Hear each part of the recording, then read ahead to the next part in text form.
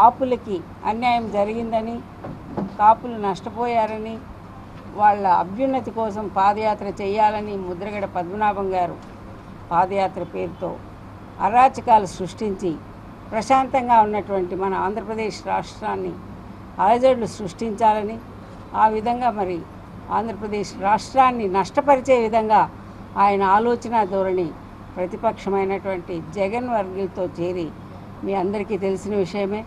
మరి ఆ రోజున తుని రైలు తగలబెట్టడం, ఆ రోజున తుని రైలు తగలబెట్టినప్పుడు మరి ప్రతిపక్షాలు వారికి సరైనటువంటి పోలీస్ ప్రొటెక్షన్ ఇవ్వలేదు. అందుకనే తుని ఘటన జరిగింది.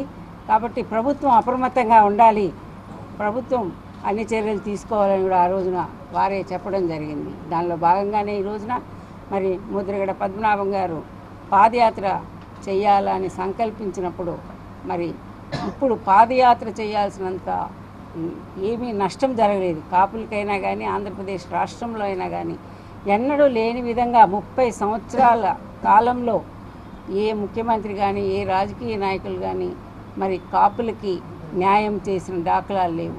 మనందరికీ తెలిసిన విషయమే.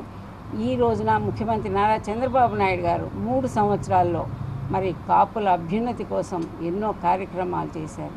దానిలో భాగంగా దాదాపు 2500 కోట్ల రూపాయలని కాపు ఫెడరేషన్ ద్వారా మరి కాపు ప్రజలకి, ఆంధ్రప్రదేశ్ రాష్ట్రంలోని కాపు ప్రజలందరికీ కూడా ఇవ్వడం జరిగింది.